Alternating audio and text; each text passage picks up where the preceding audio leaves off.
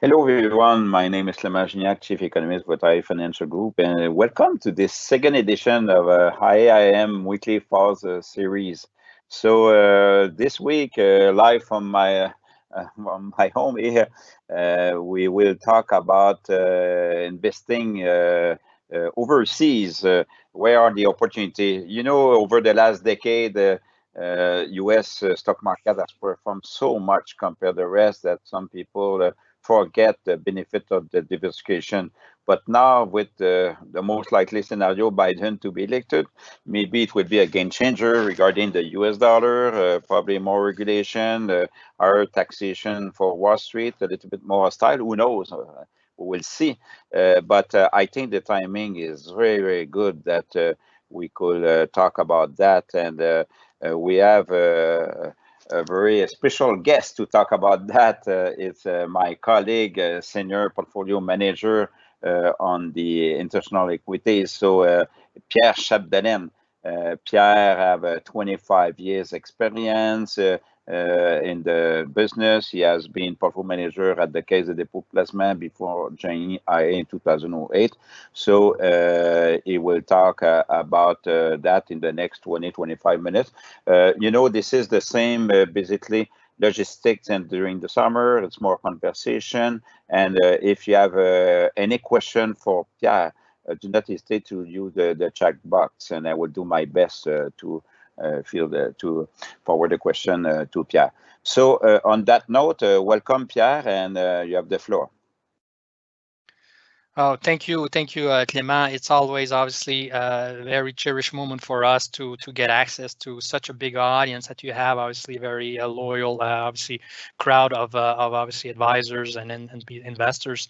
So thank you. And maybe I would like to move to the next slide and basically introduce you to the team. That's a slide I presented in the course of the summer last August when we present about our team. Myself and Sevgi are the two senior portfolio managers co-managing the International Equity Fund. We've been working together since 2001 back at Caisse de dépôt, managing European equity portfolios there. And we have also Feng, basically is our frontman on China. He's obviously our expert on IT and some other sectors. We have to obviously mention that obviously it's a small team. It's a very nimble team, very agile. And the thing is, we're working very well as a team, basically highly synergistic, obviously, and great communication between the three members. And this is how we can achieve basically superior returns and achieve obviously a good rating on the Morningstar. And obviously, I would like to move maybe to the next slides because obviously we share the same values. We'll be talking about our investment philosophy and investment process. I'll be also addressing the valuation and the market behaviors of different stock or equity markets around the world. I'll be addressing climate change. Where are we now? We addressed that a little bit last time, and basically how it's affect our investment style or our investment decision in the context of ESG. We also maybe provide some example of some new securities that we had to the portfolios that are directly or indirectly linked to climate change. And finally, the last topic in conclusion will be the 2021 portfolio strategy in the context of the COVID-19 that we're going through right now. Please, next slide.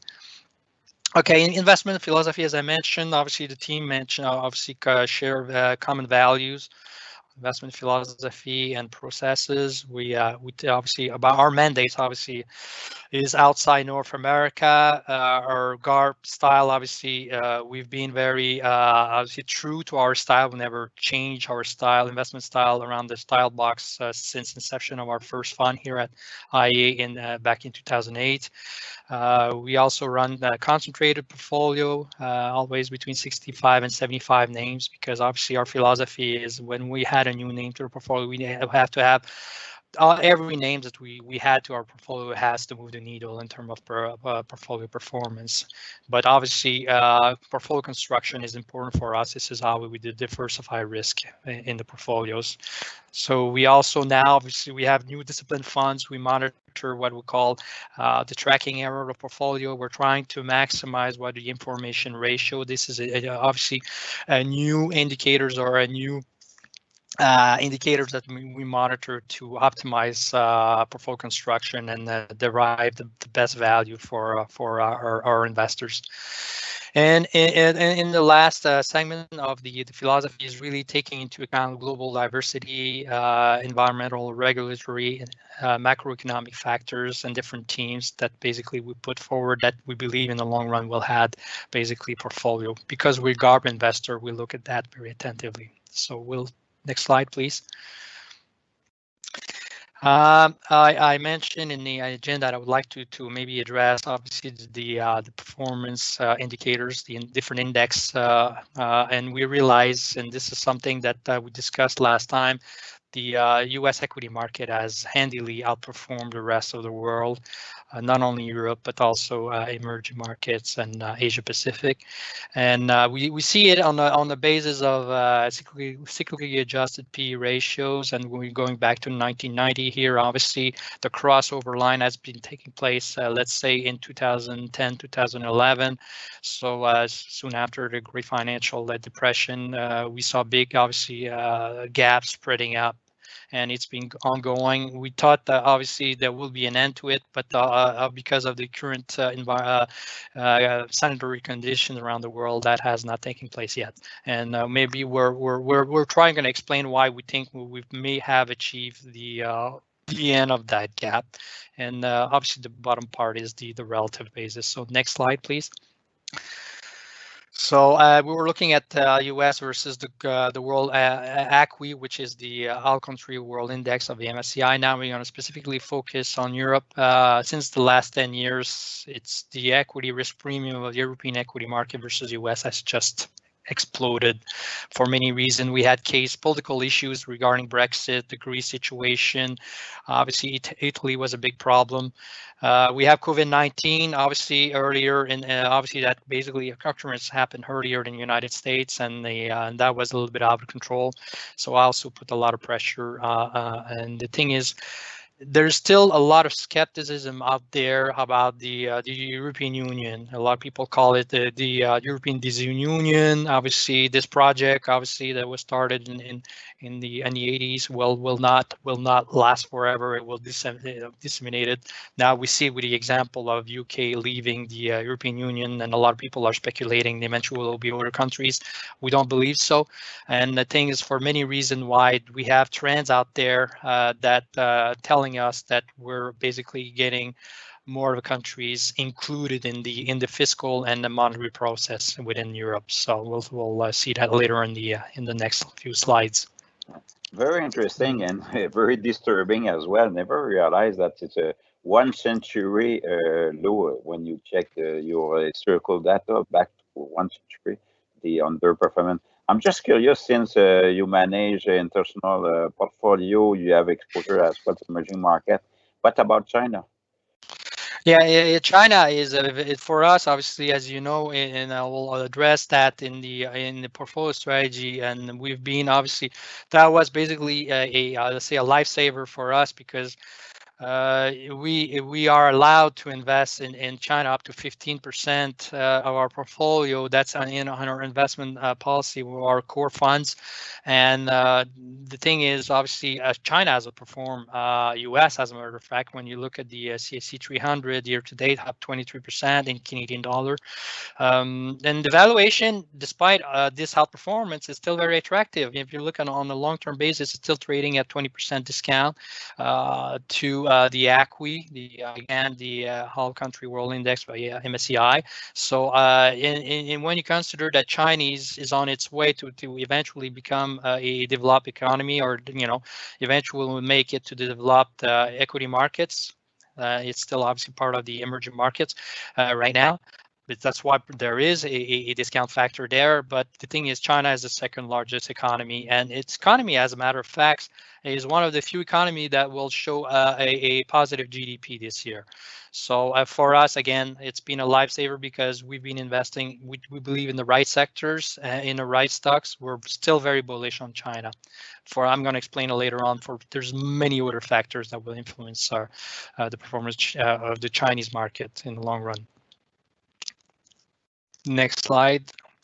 One of the factors is obviously the sanitary management, the healthcare, obviously the COVID-19 pandemic management has been outstanding, I would say, in China. Obviously, as you see from the right-hand side of the chart, we see the level of epidemic level of that. Obviously, we reach a peak. If you look at the blue dotted line, we reach a peak in February, and then the flat line since March. So obviously the confinement, the restriction, contact tracing, testing has worked very well, and the Chinese authorities have been very disciplined about that. And it looks like the population has been following the guidelines.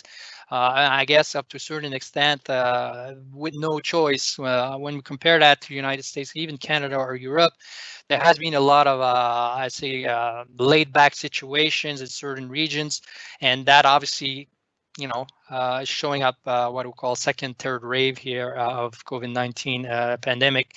And China has been holding quite firm on that, and we see it on the PMI. And if we move back to the left-hand side curve, we see the PMI basically being positive year to date. So that's the good news. We had obviously a sharp drop in February and a big V-shaped recovery, and up to a certain extent, you see the red line is the other emerging markets there. That's okay, but for different reason.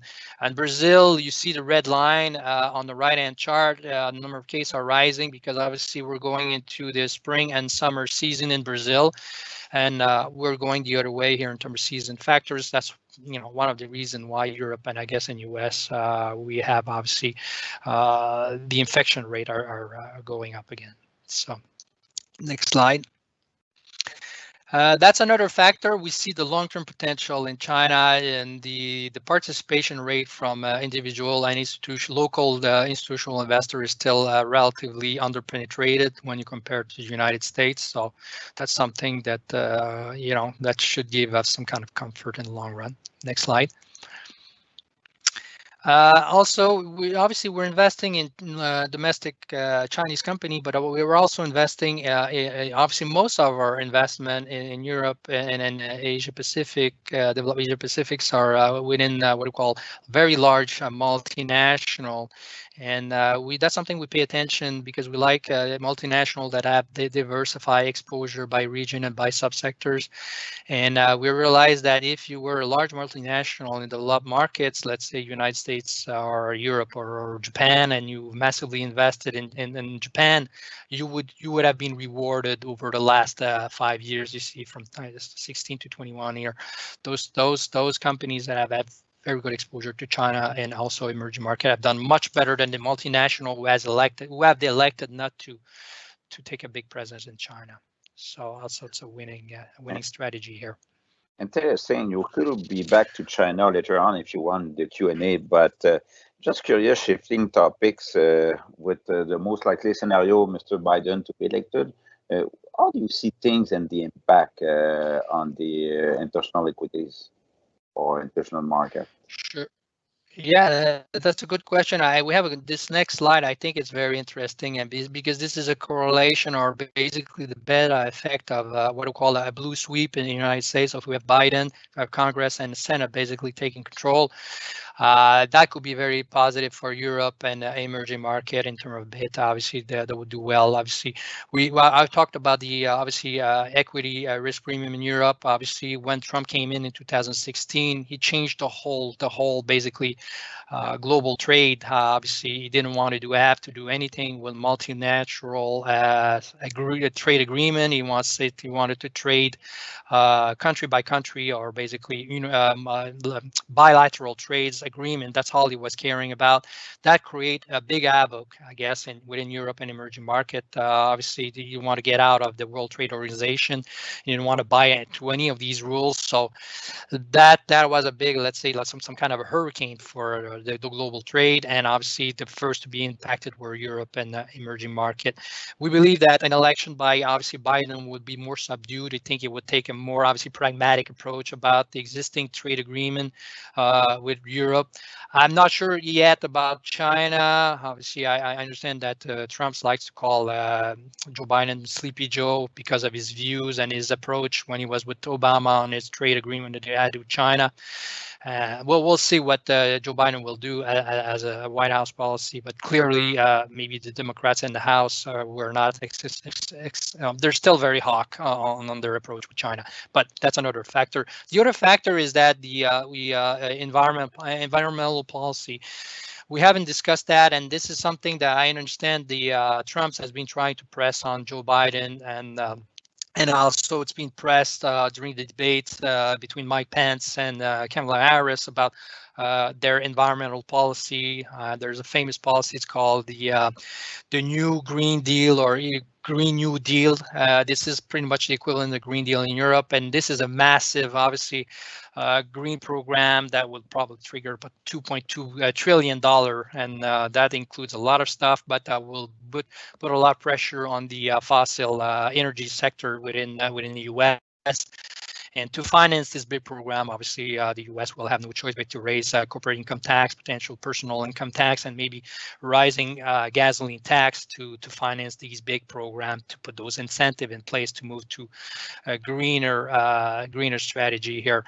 And the other thing is, obviously, the first thing that Trump did back then in 2016, he withdrew from the Paris agreement, and we believe because that was signed by Obama, Biden, the first thing we'll do will resign and decide to re-embark in this.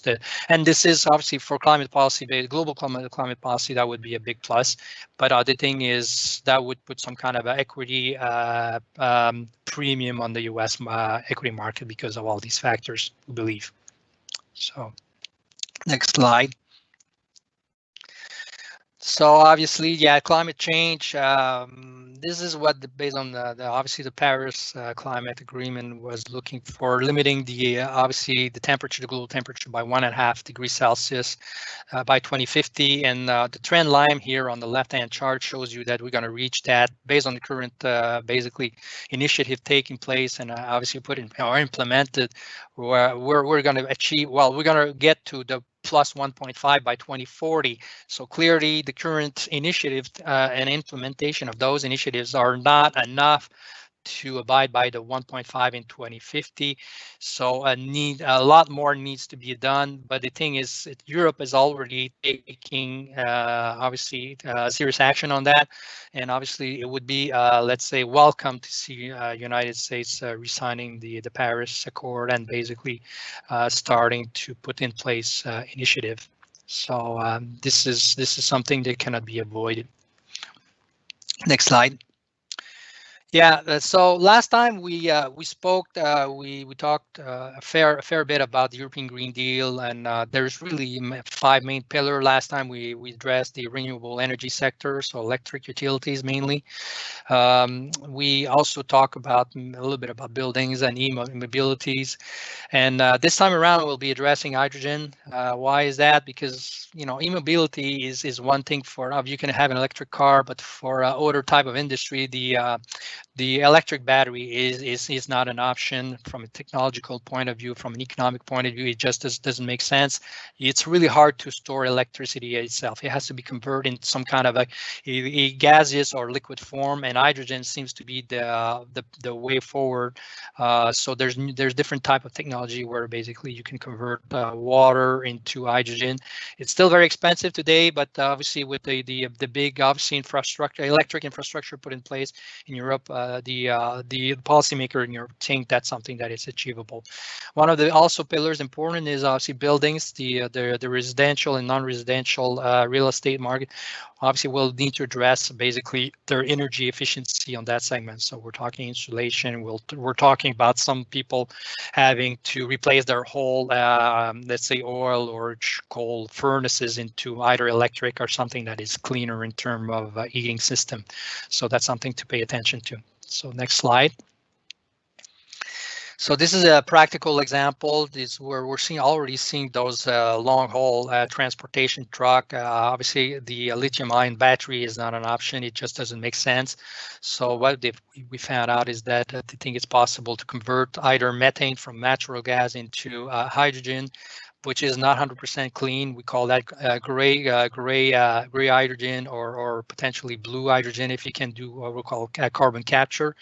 And ultimately, what obviously the Europe wants is basically have a pure green hydrogen. So that means you have basically to take water, electrolyzing it, and convert that into hydrogen. So eventually, this is where we're going to get them. And they put some target scheduled by 2030. They want to have a certain level achieved by then. It's not only the long haul trucking, but we'll see steel, aluminum, potentially petrochemical, and also Pfizer will benefit from this technology. Next slide. Very interesting. So time is running already 20 minutes, and maybe just 1 minute or two on two stocks you have in mind, and wrap up your strategy. Yeah, this is where we are on the next slide. Obviously, this is basically related to what we just talked about. And oh, by the way, I forgot to mention on this presentation, you have what we call an annex. An annex, there's a lot of reference material to what we've been talking about during this presentation. And he wants to go and basically further drilling down in more detail what's going on in climate change, European Green Deal, obviously hydrogen also. How we get there and what how we're going to get there, and how basically economic and also technology, how is it feasible to achieve that. So Air Liquide is the global leader. It's the number 2 industrial gas in the world. It works into oligopolistic market. There's the three big players are Linde in Germany. A few years ago acquired Praxair in the US. Basically, Air Liquide acquire Airgas in the US, so they're big players. And the third guys is really Air Product and Chemical, is basically a US companies. So, but obviously Air Liquide and Linde are more global. I think they're Air Product and Chemical because they have very big exposure in obviously not only in the US but in Europe and Asia. Air Product is now expanding in different markets. All three companies are very good, but the advantage of Air Liquide, it's been in the hydrogen market for the last 50 years. They're building right now in Bécancour. It's near Trois-Rivières in Quebec, the largest electrolyzer in the world, 20 megawatt. That's their 41st. They have also different units all around the world. They're not that scale though yet, but they have some kind of expertise in this environment. This electrolyzer will be in production early 2021, and they expect to produce about 3,000 tons per annum of green hydrogen. That's enough basically to fill the tanks of 10,000 cars on an annual basis. So it's tiny on a global scale, but the thing is, this is something that could be replicable in different regions, as long as you have access to electricity, because obviously, and water, obviously. So you're taking water, you electrolyze in the water, and then you basically convert that into green hydrogen. So they have 50 years experience, and because of that, I think they're going to be working with multi-industries. Obviously, they're very active with the steel industry right now in hydrogen, but the thing is, the steel industry has a lot of pressure to work with the green hydrogen, and they have some technology out there. And they're also very strong in carbon capture. They have a very attractive technology. Their R&D effort is just humongous in this segment, so that's why we like it. We see that the stock is trading at slight discount to Linde, because Linde is a global leader in the industrial sector, but we think Air Liquide could catch up with that hydrogen exposure here. So ESG score, obviously, it is basically set to go up on that basis. The next slide. Second choice of stock. We've been in that investment for the last, I'd say, 4 or 5 years now. This is the global leader in highly efficient air conditioner heat pumps. They have created their own refrigerant, the Hard 32, which is patented and well adopted by their competitors as a new standard. So if you believe that the Green New Deal in U.S. will happen because they have strong exposure to U.S. market with Goodman, they're going to raise what we call the SEERs. These are the standards of energy efficiency, converting basically electricity and heating system in your home, because these units basically they provide you obviously air, fresh air and hot and warm air. So they have what we call inverter technologies, and they're the one the leader in that segment, and their presence in Japan and in China is very strong, especially in the very high end. So if you have a high end luxury condo, you would use these type of heat pump or air conditioners up there. So yeah, the company is doing very well. They're obviously pulling all the right button in different market segment, and very obviously their image is very good. So that's why we see ESG scoring going. So that's our second stock pick term of conviction. Okay, thank you. Maybe just a wrap up on the summary of your strategy, and we'll go to Q&A. And John gave a comment that thank you so much for drilling down. So it's Okay. nice reaction. So yeah, Thank your you. portfolio strategy, and we shift to Q&A. Go ahead. Okay. The thing is now probably that's the in conclusion, I guess. Yeah, it's you want to understand obviously for valuation reason, and obviously we've seen because we're stock pickers, right? Our basically our returns, our performance is driven by stock picking, and we like to work in very large universe. So large universe mean obviously Asia Pacific, continental Europe in general, and emerging markets as I mentioned. China, South Korea, Taiwan in the technology sector. China for consumer technology is attractive for us. In semiconductors, there's a lot of things going on there, obviously, and we have very good leaders in those markets. And in the convictions by sector, we like technology, as I mentioned, healthcare, electric energy, I mentioned last time, especially in Europe, industrial gases. I just provide you with an example, obviously all related to ESG's potential scoring. ESG, obviously, indicators were added to our multi-factor scoring models. The ESG score is basically outsourced from a third party because we don't do in-depth research in this segment. We just cannot be expert in everything, and we're only 3 people. But the firm we're dealing with is very helpful. The quality of their scoring system is very good. So that's helping us in our stock selection. We have a strong underweighting in consumer staples, and for now, and fossil fuel for an obvious reason. I'm not saying the integrated oil and gas producers are not making an effort, but they're really at the beginning of their capex and R&D commitment for that. So they have a long road ahead to catch up with automotive sectors. We're already have been doing efforts over the last 10 years in that. Coronavirus, as I mentioned, is very tough on our portfolio performance overall, especially in Europe, as I mentioned. Thankfully, emerging market Asia was helping us basically treading above water here. So that's why we were able to tread, obviously, in the second quartile versus our P group year to date. The thing is, for us, we think we have obviously relatively obviously I'm relatively upbeat that we will have a vaccine available sometime in 2021 for a large population. We think there's 4 front leaders in the US that are basically conducting their clinical trial right now, and at least one of them we believe will make it. So during those obviously tough conditions, we're taking advantage because obviously we're screening the world equity market outside North America, obviously for companies, and there's companies obviously have been putting under a lot of pressure with the COVID-19 that basically we've been able to add it to our portfolio at a reasonable price. And as you said, Clément, in the past, the sun will continue to rise in the east, and let's be resilient in this kind of a tremendous market. Thank you. Very interesting. So we will go over time. Okay. Normally we target 30 minutes, but now let's say 40 minutes. So 10 minutes, people could have the opportunity to ask questions with the chat box. I've already a few. You have just talked about vaccine. I have the opportunity to listen to you on daily basis, mostly with our internal conference call with our colleagues on investment and trading. you have a lot of expertise. You've been ahead of the curve regarding the vaccine deadline. I found you a little bit pessimistic last spring when you mentioned, you know what, maybe it would be summer 2021 before the common people could have access to vaccine. It looked like that you're right on.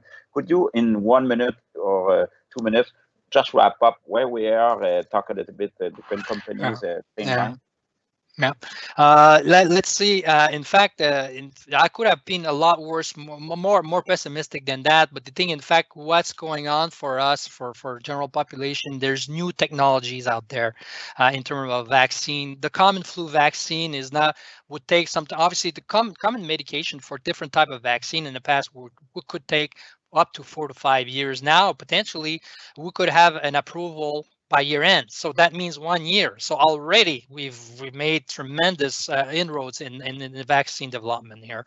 Let's see. I think I have a couple slides in the annex. I don't know if we can move forward a little bit Yeah. to give you maybe a schedule. Okay, so the front runner right now in the U.S. Would be Pfizer and Moderna.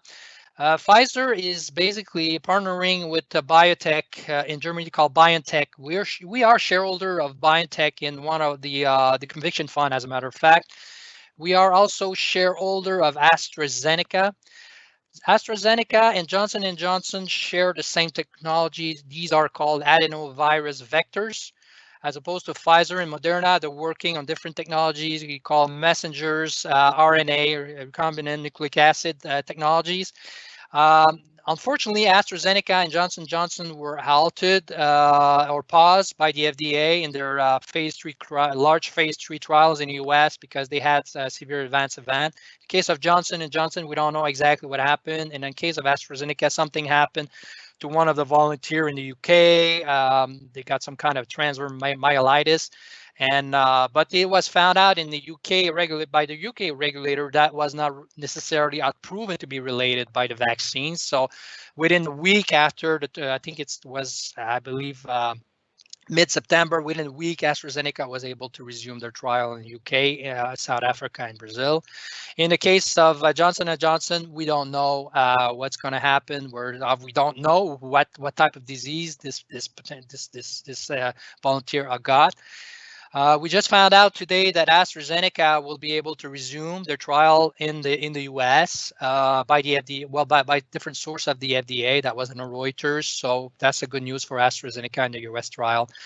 Technically, around the 24th or 25th of November, we should have enough data for basically on what we call interim data, basically for application for what we call a EUA, so basically emergency use authorization. So if the data, the efficacy data are conclusive enough or strong enough versus placebo, obviously the active substance versus placebo, then obviously Pfizer or Moderna could be filing for EUA.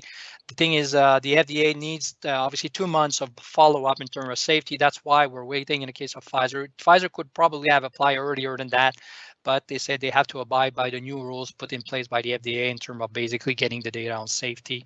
So that's why we're targeting a filing. And now what we found out from different source that basically the FDA, they have a filing by these dates, and sometime in November they will be provide an answer. Obviously, yes or no. They could go ahead with the EUA. So technically, sometime early, and these guys are all producing vaccine at risk, right? So they don't have an approval. They don't know if it's going to work, but they are in production and they're storing those vaccine, and obviously in a relatively large scale. So if they get the yes, they're ready to go. So that's the good news. And one thing you should be aware of: don't underestimate the capacity of the pharmaceutical industry to collaborate between each other. Okay, if only one vaccine basically get a go from the FDA, all the guys could bang up together. Says, okay, we're gonna work together. You're gonna we got potential. Let's say Pfizer or Astra gets the go. They can out license to Wow. somebody else to produce for them on a large scale basis. That's doable, and I believe there will be a lot of government regulators putting a lot of incentive out there for all these guys to work together and for a common Yeah. cause, basically Yeah. launching at large scale those vaccines. So So very interesting. Just like the G20 work together, it's a one planet, one big village. It's a good news what you mentioned. So shifting topic now, because time is running. I found yesterday evening when I checked your slide deck one chart very interesting on China. I don't know if it's Hmm. possible to be back on one of them because China economy is the largest economy on the planet. It's China economy, but they have a huge potential on market capitalization because right now it's so quite small the Yeah. market cap of Chinese stocks. But here I think they have some interesting link with US. Could you elaborate a little bit more? Yeah, I'm sorry, I didn't elaborate or drill down in too much detail. I went pretty quick on that slide. I should have spent a little bit more time here. But what it shows, obviously, China is the second largest economy in the world after the United States. Obviously, disposable income per capita by the Chinese population is still lower than the U.S. The first thing you do when we basically you launch your household, you buy a property, your residential house. That's your first, obviously, personal investment. And eventually, obviously, as you moved up, obviously, you pay for your house, and basically you evolve in the society and you get better wages. You accumulate what you call wealth. And where do you invest that wealth? Are you going to invest in the stock market or the capital market? Are you going to put it in a bank account? Obviously, with zero interest rate, it just doesn't make sense in China to do that. So you have to obviously to get educated first and says, okay, I want to have some kind of a nest egg and for my retirement or other potential savings into the equity markets. This is, on the traditional profile. We've seen that in South Korea. I've seen that in Japan. And obviously, US is well advanced in terms of basically retail investor participation. It's not only retail investor participation, it's also institutional investor participation. I'm sure there's going to be a lot of different type of institutional investor in China popping up. There's already are, but they're still in a very granular form right now. It's not the same scale as you've seen in Europe or United States. So there's huge potential for the stock market contribution to the GDP in China, and we're very say not hopeful, but more than hopeful. We have high expectation that will be a very big catching up effect. One thing maybe also that is important, in the past, obviously, the Chinese individual didn't have any safety nets in terms of basic social safety net or healthcare safety net. Now the Chinese authorities are putting in place healthcare, obviously safety nets for its population. They have what's signed what hukou. So if you live in a hukou, you have access to clinics and hospitals, and most of the cost is covered by the state authorities. And that obviously leaves more room for your own basically safety, personal safety net, and invest in the stock market. Okay, two last question, maybe 2 minutes to answer each. Uh, on the trade war, assuming that Biden will win, how do you see things? They will keep the tariffs, abolish the tariff for China, and do you see a different positioning in the relationship with China and relationship with Europe? How do you see things? Yeah, as I mentioned, obviously Trump has been calling Joe Biden Sleepy Joe on trade issues with China in the past. That's put a little bit of a cloud over his head. However, Congress has been hawkish on China trade, so you can expect that the obviously a majority Senate Democrat or House Democrats in the House will still remain hawkish, and obviously Joe Biden will not be able to do whatever, even if he wants. I'm sure he will listen to obviously Chuck Schumer and Nancy Pelosi on trades issues with China. So I'm not expecting major changes necessarily. But with Europe, I think it's a different story. I think we've seen a lot of pressure from Trump on trading with Europe. And Europe, yeah, you have to be aware that is right in between. It's between obviously Asia and North America. So that's something that could be, let's say, an arbitrator between China and North America, and you might see some Chinese companies basically trading indirectly into obviously North America via Europe. So potentially Europe could benefit from that overall. Okay, thank you. That's my view. So last question. Okay, shifting topic. So COVID-19 game changer. We see things. People are more preoccupied about the carbon footprint, the climate change, and so on. So and now ESG as well. So this is a more trend.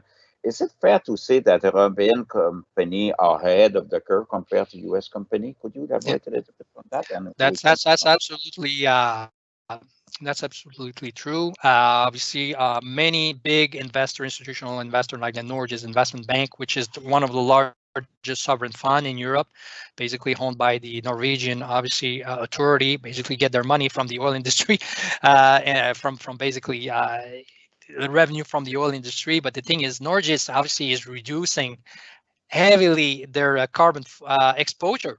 They've been reducing their investment in oil and gas, and they have been forcing out industries or companies within Europe to be obviously showing a softer obviously image on ESG, basically saying you have to focus on environment, social, and obviously governance.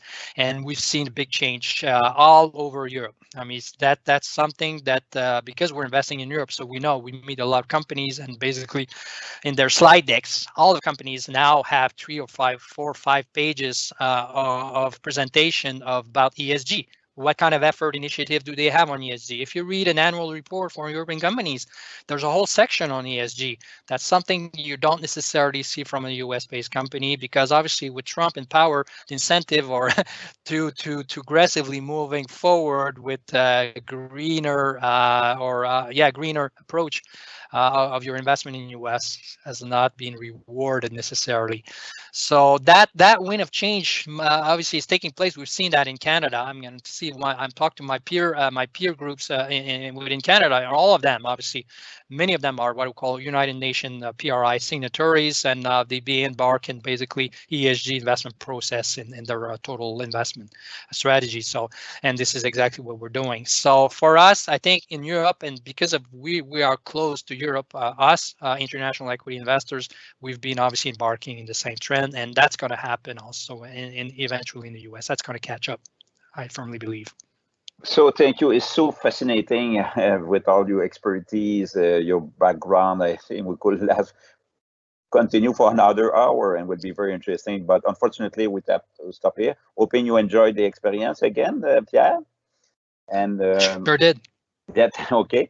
And for people who missed the beginning because they joined a little bit late, keep in mind that it's recorded, so it's available on www.ia/economy, so you could have the replay. And next week, our guest will be Alexandre Morin, is Senior VP, responsible on the bonds, on the fixed income. With what's going on in Washington, possibly another package close to $2 trillion. We noticed that the yield curve steepening.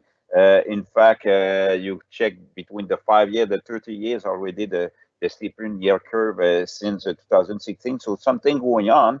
And what is the best strategy to adopt on the fixed income would be interesting to listen. So it will be a rendezvous. So it will be, we're hoping that we will see you next week on Wednesday at 11 o'clock. So thank you again, Pierre, and thank you, everybody, and have a nice week.